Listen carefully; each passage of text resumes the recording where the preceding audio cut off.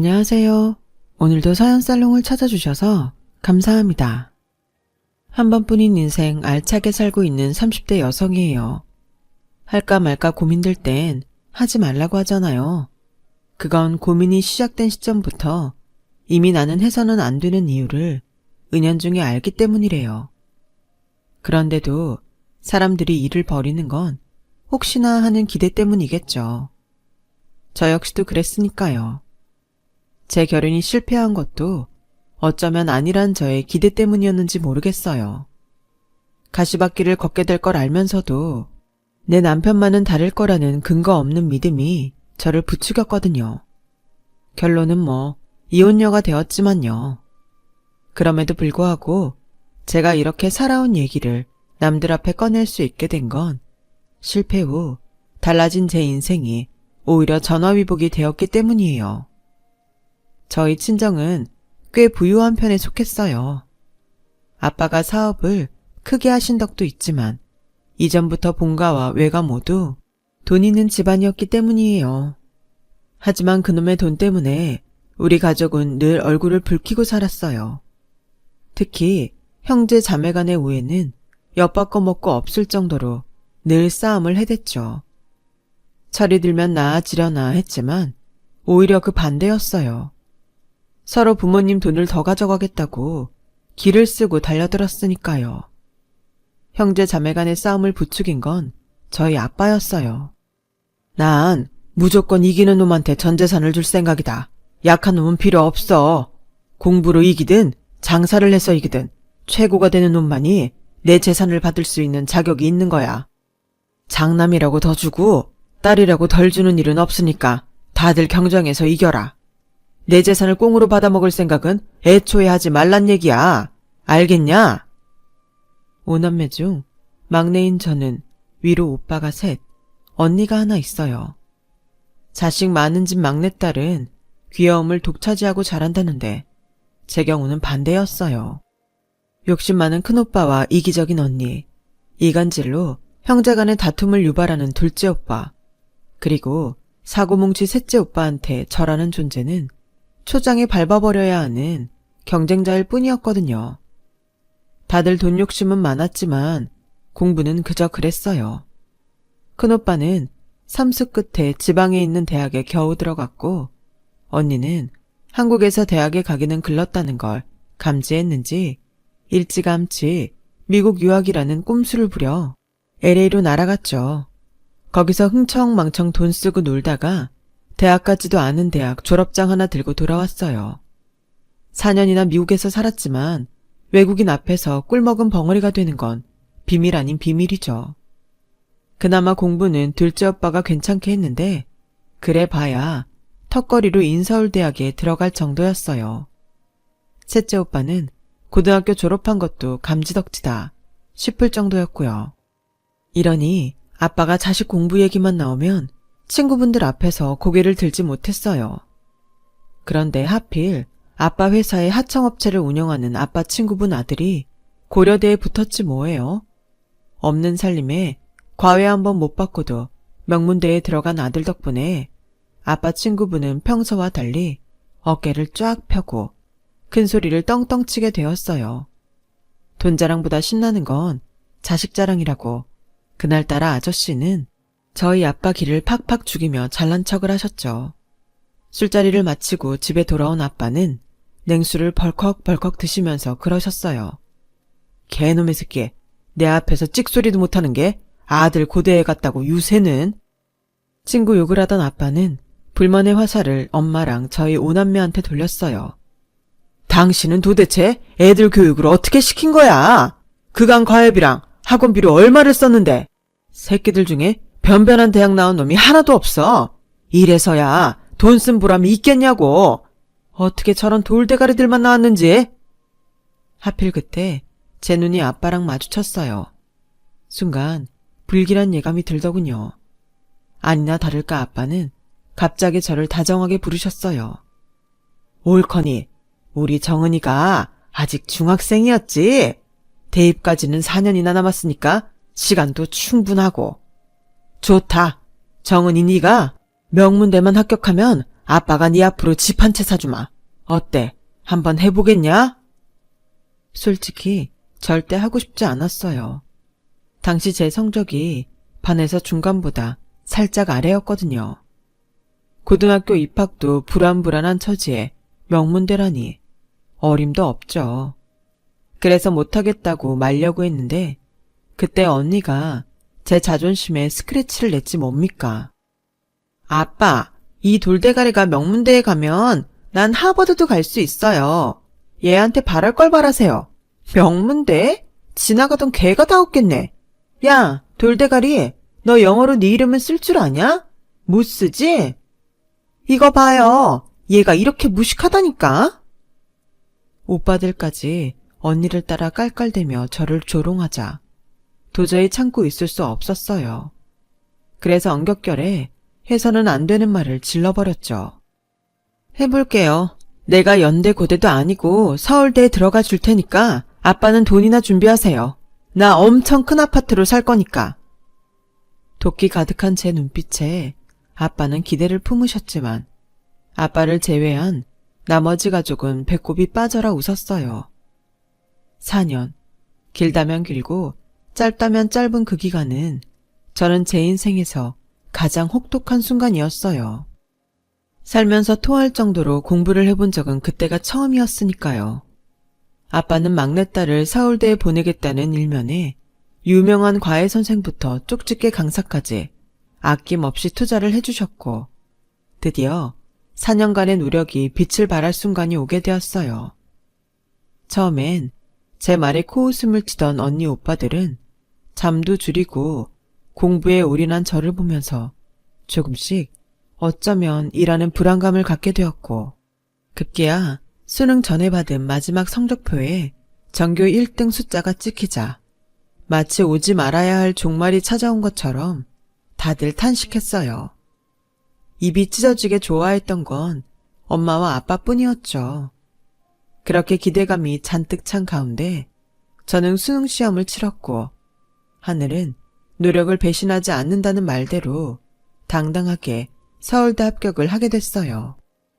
됐다. 다 끝났어. 이 박상만이 딸이 우리나라 최고 대학에 붙었다 이거야. 영대 자식, 지 아들 고대 붙었다고 그 난리를 쳤겠다. 너 오늘 나한테 제대로 한번 당해봐라. 아빠는 제 합격 소식을 듣자마자 4년 전 당신을 고개 숙이게 만들었던 친구에게 전화를 걸어 1시간이 넘게 딸 자랑을 했어요.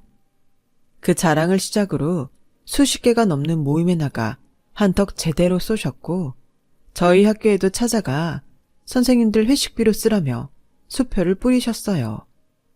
거기다 제 과외를 맡아준 선생님한텐 엄청난 보너스를 안기셨죠.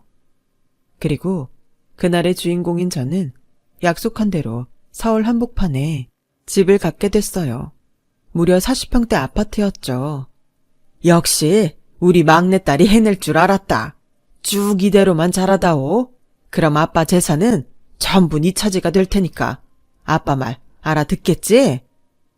생각지도 못한 막내의 반란에 언니와 오빠들은 위기의식을 느꼈는지 각자 자신의 특성을 살려 뭔가 해내려고 안간힘을 썼어요.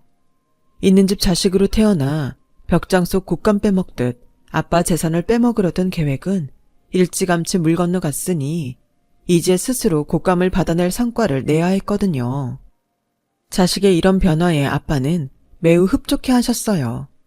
하지만 믿었던 막내딸한테 엄청난 배신을 당하게 될 줄은 몰랐을 거예요. 대학에 들어가는 데만 열을 올렸던 저는 입학과 동시에 그간 공부하느라 못해본 것들 하느라 24시간이 모자랄 지경이었어요. 아빠가 용돈도 넉넉히 쥐어주신 덕에 돈 걱정 안 하고 쇼핑에 음주 가무를 즐기며 방탕한 생활을 이어갔죠. 성적표에 F가 뜨는 과목이 늘어갔고 이러다간 졸업도 제대로 못할 위기에 처하고 말았어요. 그때 구세주처럼 저를 도와준 건 다름 아닌 저희과 복학생 오빠였어요. 그 오빠는 돈 잘 쓰는 제 옆에 붙어서 듣기 좋은 말만 쏟아내는 동기들과 달리 제게 쓴소리만 해댔어요. 네가 부모 돈 믿고 까부는 모양인데 그 돈이 얼마나 오래 갈 것 같냐? 적어도 부모님 재산을 지킬 정도의 힘은 길러놔야 되는 거 아니야? 기업의 2, 3세들만 봐도 모르겠니? 지킬 힘이 없는 놈은 10년도 안 돼서 회사를 말아먹고 남은 돈 겨우 챙겨서 비참한 말로를 맞는다고. 지금은 니네 아버지 재산 평생을 써도 다 못 쓸 것처럼 많아 보이지? 멍청한 자식 손에선 그거 날리는 거 한순간이다. 평생 손에 물 안 묻히고 산 네가 일반인들처럼 살 수 있겠어?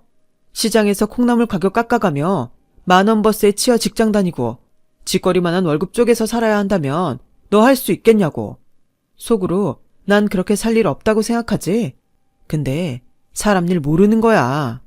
지금 너 하는 꼴 보면 네 아버지 재산 절대 못 지켜. 서울대 출신이면 누구나 쉽게 취직하던 시절은 끝났어. 서울대 출신도 스펙 없으면 집에서 손가락 빠는 백수신태 못 면한다고. 그러니까 네 미래를 위해서라도 수업 제대로 들어. 부모 돈 아니래도 네 힘으로 번 돈으로 살 수 있게 힘을 키우라고. 하나같이 뼈를 때리는 말들이라 한마디 반박도 못하고 입술만 삐죽거렸어요. 그동안 제 곁에는 입안의 혀처럼 달달한 소리만 해주는 친구들 뿐이었어요. 이렇게 면전에 대놓고 쓴소리를 해주는 사람은 처음이었죠. 하지만 뭐가 나한테 도움이 되는지를 모를 만큼 제가 바보는 아니었거든요. 그래서 함께 놀러 다니던 친구들과 연락을 끊고 복학생 오빠를 따라 같이 도서관에서 공부를 시작했어요. 점심도 저렴한 학생 식당에서 때우고 강의도 안 빠지고 열심히 듣고 과제도 성실하게 작성해 제출했어요. 당연히 성적도 많이 올랐죠. 복학생 오빠를 따라 취업을 위한 스펙을 쌓는데도 노력했어요. 영어 성적은 물론 각종 공모전을 공략해서 수상 경력도 쌓아갔죠. 마치 게임을 할 때 스킬을 쌓는 것처럼 뿌듯했어요. 졸업을 앞두고는 1, 2학년 때 말아먹은 학점을 꽤 복구할 수 있었죠. 복학생 오빠와 저는 각자 원하던 회사에 들어갈 수 있었어요. 오빠는 공기업에 취직했고 저는 이름 있는 대기업에 입사를 했거든요. 2년 내내 붙어 다니면서 공부도 하고 공모전 준비를 하는 사이 우리는 같은 과 동기에서 연인 사이로 발전했죠. 이런 사실을 몰랐던 아빠는 대기업에 들어간 막내딸에 어울릴 만한 사윗감 고르기에 여념이 없었어요. 한 1, 2년 사회생활 하다가 시집가서 살림하고 살기를 바라셨죠. 우리 딸 학벌에 직장이면 판검사나 의사사위 정도는 봐야 하지 않겠냐? 그래서 이 아빠가 명단을 뽑아봤다. 이 중에서 네 마음에 드는 놈으로 골라봐. 아빠, 저 만나는 사람 있어요. 회사에서 자리 좀 잡으면 결혼하기로 이미 약속해놨다고요. 아니, 공부만 하기도 바빴을 텐데 벌써 남편감까지 골라놨어? 역시 내 딸이다. 그래, 뭐 하는 놈이냐? 같은 학교 출신에 공기업에 다니는 남자라고 했더니 아빠도 반대는 하지 않았어요. 물론 사자 사위에 대한 아쉬움은 있었겠지만요. 일단 한번 얼굴이라도 보자는 말에 그 주 주말에 선배를 집에 데려갔어요. 아빠는 선배와 바둑도 두시고 꽤 오래 얘기를 나누셨어요. 분위기만 봐서는 당장 결혼을 허락해 주실 것 같았죠. 그런데 선배가 돌아가자 아빠가 저를 불러 그러시는 거예요. 저 놈은 안 되겠다. 꿈이 너무 작아. 공기업 다닌다는 얘기 들었을 때부터 젊은 놈이 너무 안전한 길로만 가려고 하는 게 아닌가 걱정했는데 내 생각이 틀리지 않더구나. 고작 꿈이라는 게 10년 안에 집장만 해서 형제들 서울에 불러 사는 거라니 이게 말이 되는 소리냐?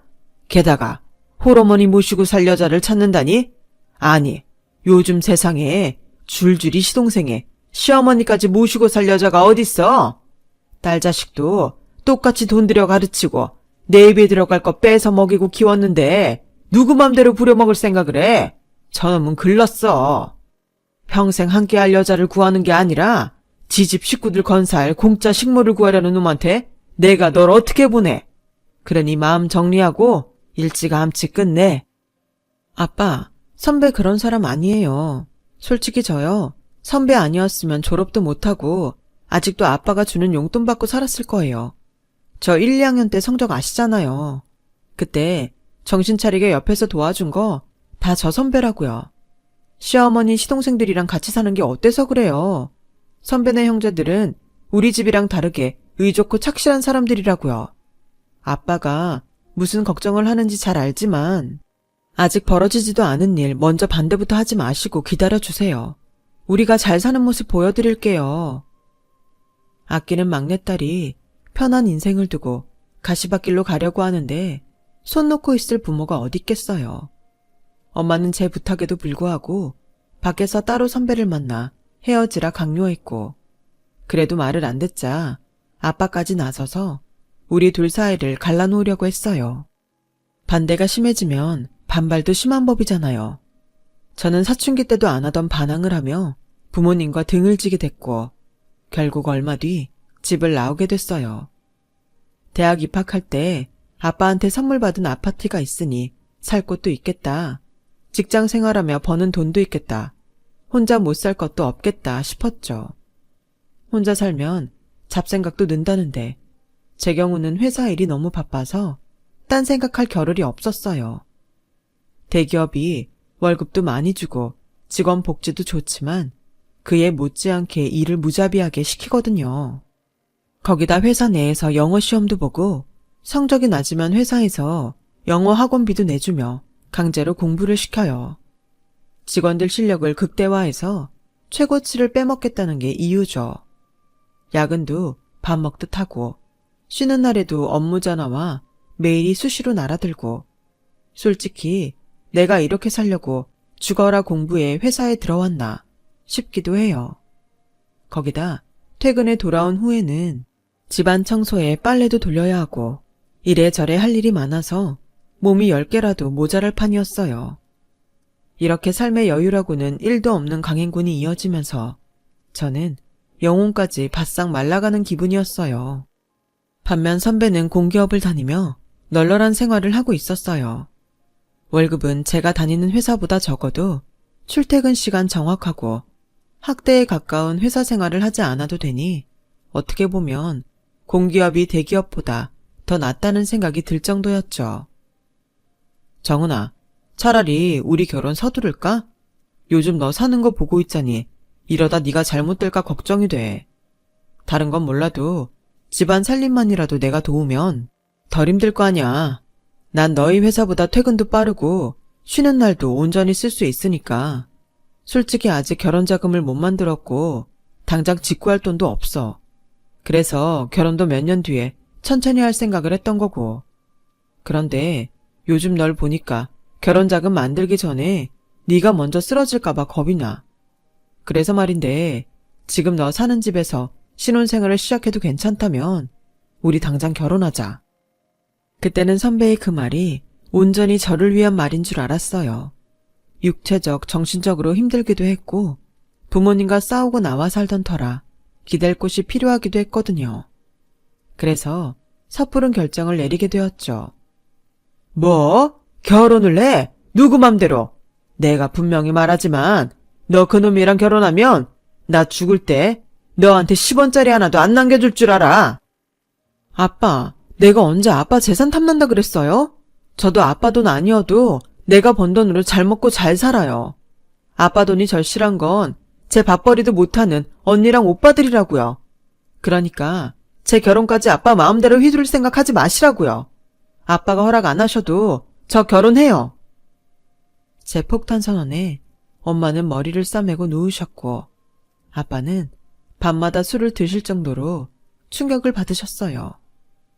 제 결혼에 쌍수 들고 환영한 건 언니랑 오빠들 뿐이었죠. 특히 결혼 10년 차인 언니는 제 결혼 소식에 콧방귀를 꼈어요. 기집애, 잘난 척 오지게 하더니 고작 그런 남자하고 결혼하려고 그런 거였어? 네가 아직 어려서 세상을 몰라 그러지? 어디 결혼 한번 해봐라. 네가 생각하는 대로 결혼 생활이 편할지. 남자가 결혼 전에 하는 말은 99% 거짓말이라고 보면 돼. 집안일을 도와? 어림도 없지. 차라리 도우미 쓰게 돈이나 많이 벌어오라고 그래라. 식도 올리기 전부터 초를 치는 언니 말에 짜증이 났지만 지나고 보니 피가 되고 살이 되는 실질적 조언이더군요. 그땐 제가 뭘 몰라서 귓등으로 흘려들었다는 게 문제였지만요. 자식 이기는 부모 없다고 결국 저희 부모님은 결혼식에 참석해 주셨어요. 하지만 아빠는 끝까지 선은 그으셨죠. 자네, 잘 듣게. 난 이 결혼 아직도 반대라네. 앞으로 둘이 잘 살기를 바라는 마음은 있지만 딱 거기까지야. 이거 한 가지는 확실히 하세. 내가 언제 죽을지 모르지만 언제가 됐든 내 재산은 너희 부부한테는 10원도 한 장 안 남겨줄 테니 기대 말게. 살다가 힘든 일이 생겨도 나한테 도움받을 생각 일절 마. 니들이 원해서 하는 결혼이니 책임도 니들 스스로 지고 살란 얘기야. 아빠는 굳은 표정으로 말씀하셨어요. 그땐 아빠한테 서운하기는 했지만 제가 아빠 가슴에 못을 박은 거에 비하면 아무것도 아니란 걸 알기에 입 다물고 돌아왔어요. 우여곡절 속에 결혼식을 무사히 치를 수 있었고 신혼여행을 다녀온 후 제 아파트에서 신혼생활을 시작했어요. 결혼 휴가를 끝내고 출근하자마자 또다시 전쟁 같은 회사 생활이 이어졌죠. 저 대신 청소며 빨래, 장 보는 것까지 남편이 도와준 덕에 전보다는 확실히 살림이 수월했어요. 게다가 남편이 깔끔쟁이라서 음식물과 분리수거도 철저히 해줘서 전보다 확실히 쾌적한 환경이 되었죠. 그렇게 달콤한 신혼생활을 이어가던 어느 날 퇴근해보니 집에 시동생이 와 있더라고요. 시동생과는 결혼 전부터 스스럼 없이 지내왔었기에 같이 맥주를 마시며 격없는 얘기를 나누고 있었어요. 형수, 나 몇 달만 여기서 지낼게요. 공시 준비 때문에 학원을 등록해야 하는데 알다시피 지방에선 힘들잖아요. 길게는 안 있고 서울에 방 얻을 때까지만 신세 좀 질게요. 괜찮죠? 방 구할 때까지 잠깐 있을 거라는데 야박하게 안 된다고 하기 그래서 일단 알겠다고 했어요. 그런데 형제가 눈빛을 주고받는 게 이미 남편과 말을 맞춘 티가 났어요.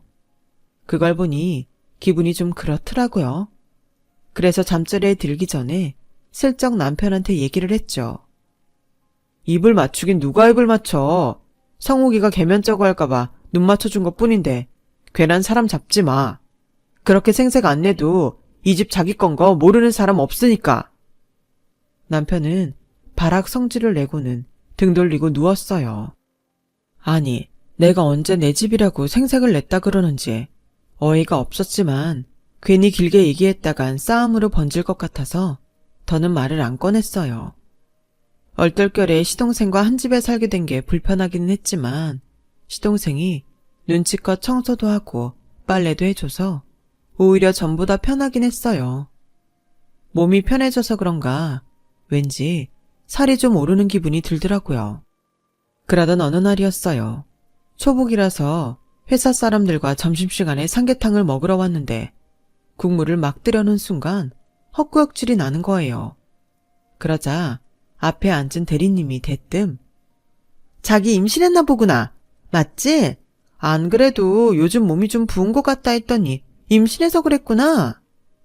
그 말에 화들짝 놀란 저는 몰래 임신 테스터를 사다 검사를 해봤어요. 그랬더니 선명하게 두 줄이 나왔어요. 그래서 바로 남편한테 전화를 걸었죠. 남편은 임신했다는 말을 듣자마자 환호성을 질렀어요. 수학의 너머로 남편이 방방 뛰는 소리가 생생하게 전달될 정도로 남편이 좋아하더라고요.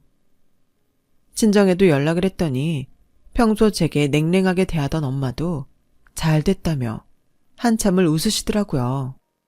그리고 몇 분 뒤 아빠가 전화를 하셔선 너무 무리하지 말고 몸 조심하라고 신신당부를 하셨어요. 제 결혼 문제로 그동안 소원했던 엄마랑 아빠의 밝은 목소리를 들으니까 그렇게 좋을 수가 없더라고요. 하지만 기쁜 순간도 잠시, 과중한 업무와 그에 따른 스트레스로 몸도 마음도 지쳐만 갔어요. 거기다 입덧 때문에 제대로 먹지도 못하게 되자 툭하면 빈혈로 핑그르르 하지 뭐예요. 잘 먹고 잘 살겠다고 다니는 직장 때문에 내가 먼저 죽겠다 싶어서 안 되겠더라고요. 자기야, 나 회사 그만둘까? 입덧도 심해서 통 먹지도 못하는데 업무도 많고 야근까지 하려니 너무 힘들어.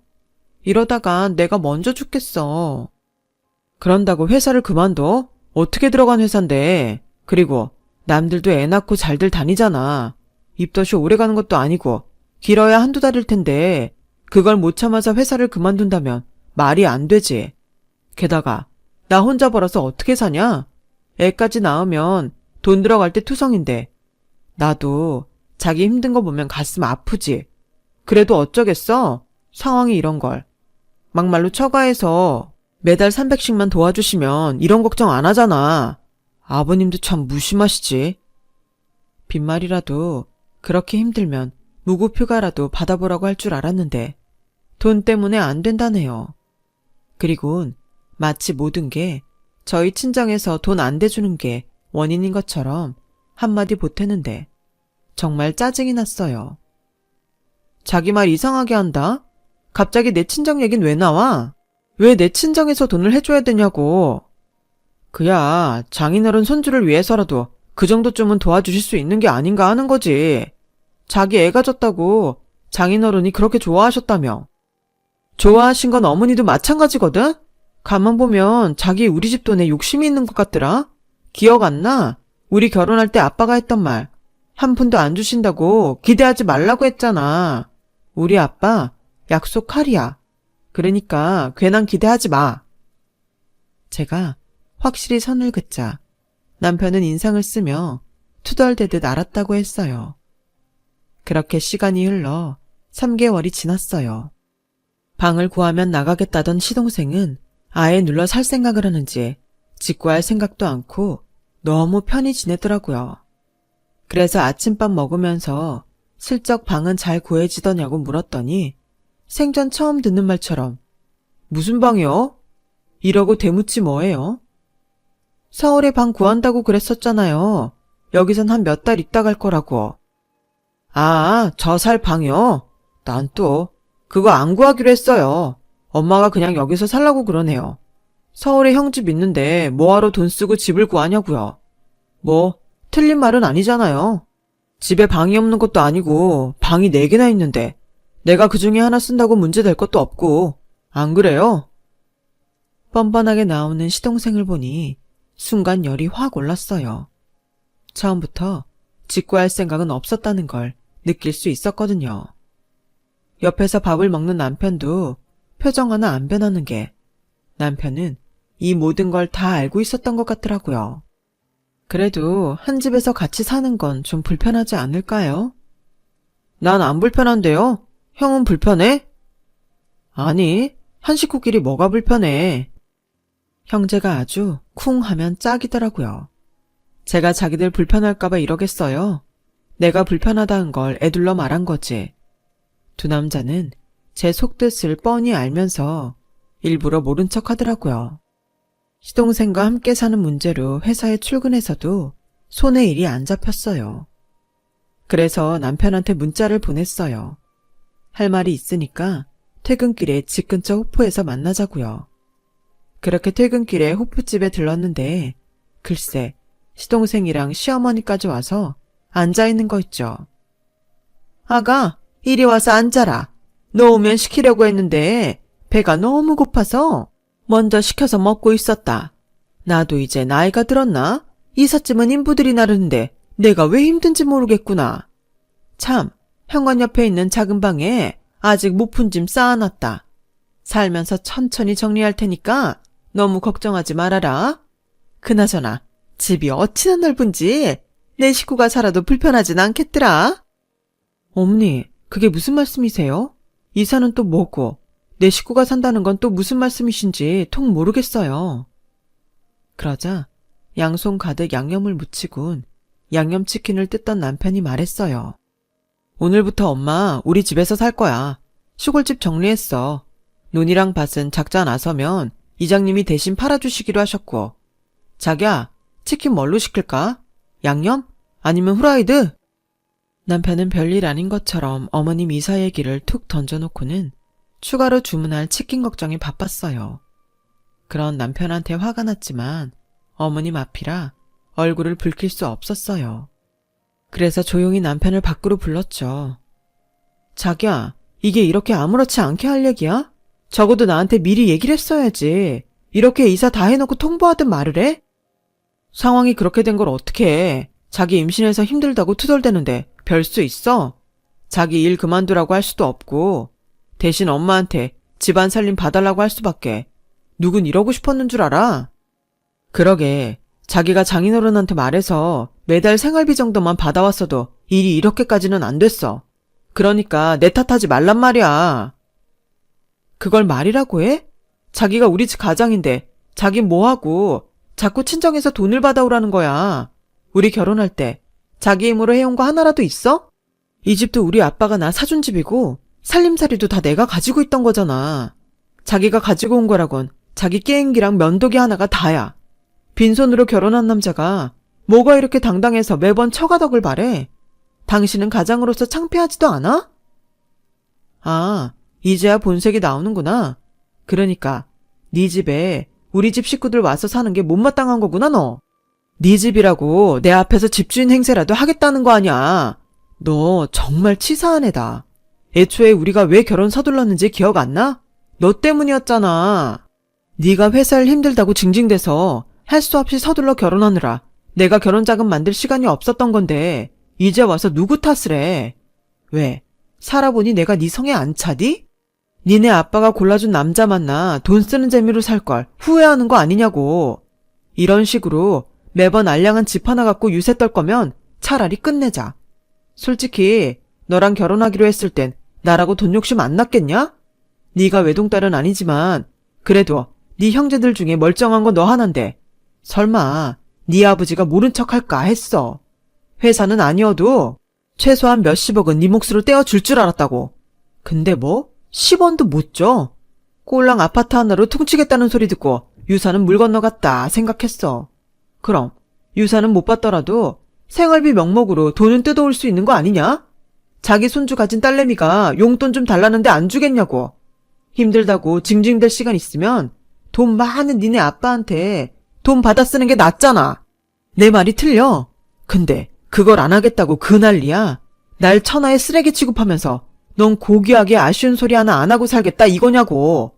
내가 그런 널 얼마나 더 봐줘야 되는데 입이 있으면 말해봐. 그러니까 당신은 처음부터 나를 사랑한 게 아니라 내 아빠 재산이 탐났던 거구나. 와, 개새끼네. 우리 아빠가 사람은 참 잘 봐. 이래서 우리 아빠가 너랑 결혼하는 걸 그렇게 말렸던 거야. 네가 어떤 놈인지 간파하셨던 거지. 우리 아빠가 왜 나한테 유산을 한 푼도 안 주겠다고 했는지 알아? 네 손에 돈 쥐어주기 싫어서 그런 거야. 내가 달라고 안 해서 안 주는 게 아니라 꼴 보기 싫은 니놈 손에 넘어갈 게 뻔하니까 안 주겠다고 한 거라고. 네 그 거지근성은 알아보신 거지. 그때였어요.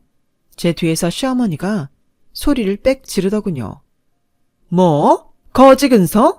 네 년이 뚫린 입이라고 함부로 짓거리는구나. 네가 뭔데 내 아들한테 큰 소리냐? 이래 봬도 내 아들이 우리나라에서 최고로 좋은 서울대 나온 사람이다. 그런데 네가 뭐라고 내 아들한테 함부로 굴어? 건방진년 같으니라고. 한 번만 더 내 아들한테 큰 소리 쳐봐라. 내가 가만 안 둘 테니.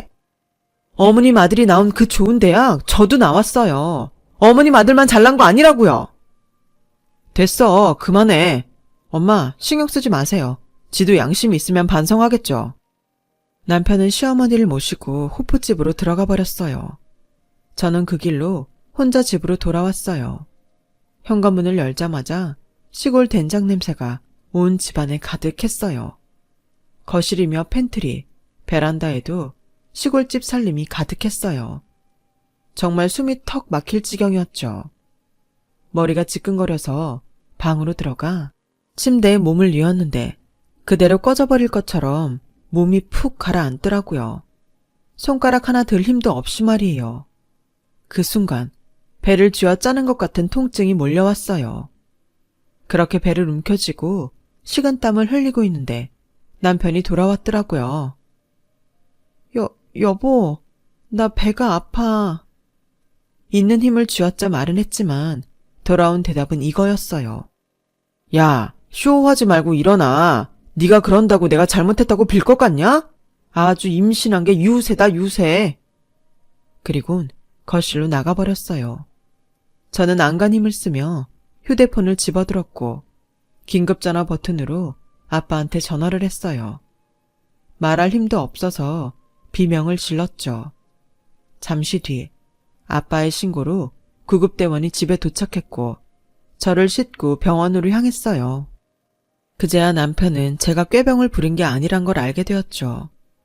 정신을 차리고 보니 엄마랑 아빠가 제 침상을 지키고 계시더라고요.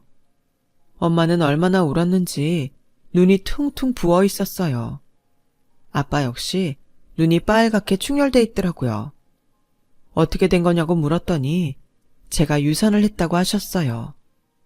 처음엔 뱃속에 아기를 잃었다는 슬픔에 눈물이 났고 이후엔 아기를 지키지 못했다는 죄책감에 힘들었어요. 그리곤 제가 배를 잡고 고통스러워하는데도 매정하게 방을 나간 남편이 죽일 듯 미웠어요. 제가 입원해 있는 동안 남편은 제가 입원한 병실에 한 번도 오지 않았어요.